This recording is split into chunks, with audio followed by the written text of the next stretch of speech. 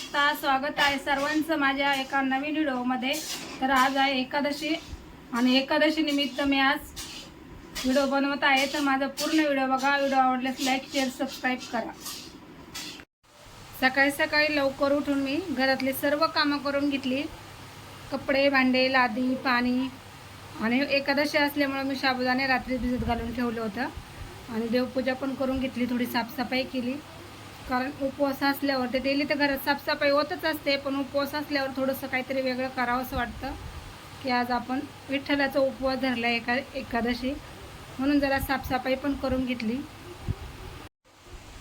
आषाढी कार्तिकी वारीला लोक पंढरपूरला जातात विठ्ठलाच्या दर्शनासाठी, पण आपल्याकडून काय ते शक्य होत नाही। तर म्हटलं जाऊ द्या, पण आपण इथं जवळच विठ्ठलाच्या मंदिरात जाऊया।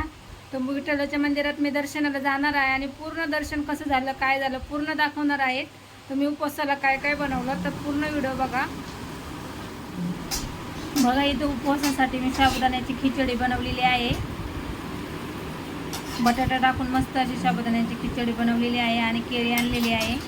आता मी फराळाचं बनवून आम्ही फराळाचं खायला बसलो। तर एकादशीला या सर्वांनी उपवासाचं फराळाचं खायला आणि वेफर्स पण तळलेले आहे आणि साबुदाण्याचे चकले पण आहे।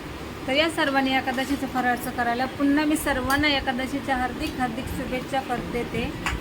आणि चला आता आपण फराळाचं करून घेऊया आणि संध्याकाळी मी विठ्ठल रुक्मिणीच्या दर्शनासाठी जाणार आहे। तो व्हिडिओ पूर्ण कंटिन्यू बघा आणि व्हिडिओ आवडल्यास लाईक शेअर सबस्क्राईब मात्र नक्की करा। बघा साबुदाण्याची चकली आहे, बटाट्याचे वेफर्स आणि साबुदाण्याच्या पापड्या आहेत। तर चला सर्वांनी या फराळाचं करायला। असाच व्हिडिओ पुरं कंटिन्यू बघा।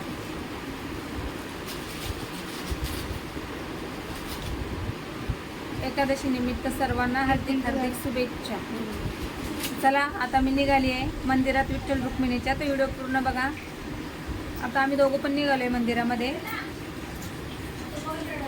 बाहेर पाऊस पण आहे।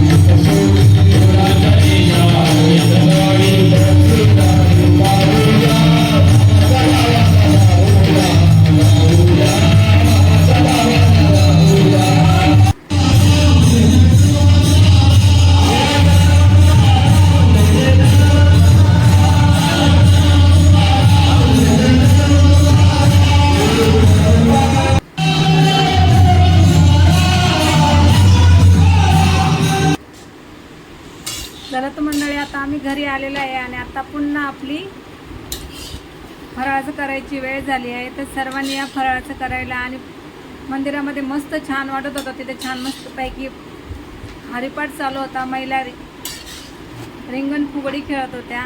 खूप छान वाटलं. तर चला पूर्ण व्हिडिओ बघा. व्हिडिओ कसा वाटला मला नक्की कमेंट करून सांगा. व्हिडिओ आवडल्यास लाईक शेअर सबस्क्राईब मात्र नक्की करा. आणि चला तर आता मी फराळाचं करते. आता पुन्हा उपवासासाठी मी साबुदाण्याची खिचडी बनवली आहे आणि साबुदाण्याचे वडे बनवले आहेत आणि केळी आहे. आणि आता आम्ही बसलोय फराळाचं करायला. तर तुम्ही पण या फराळाचं करायला. आणि पुन्हा एकदा सर्वांना एकादशीच्या माझ्याकडून हार्दिक शुभेच्छा. तर व्हिडिओ कसा वाटला मला नक्कीच कमेंट करून सांगा. व्हिडिओ आवडल्यास लाईक शेअर सबस्क्राईब मात्र नक्की करा. आणि चला तर आता भेटूया अशाच पुन्हा नवीन व्हिडिओमध्ये. तोपर्यंत व्हिडिओ पूर्ण बघा.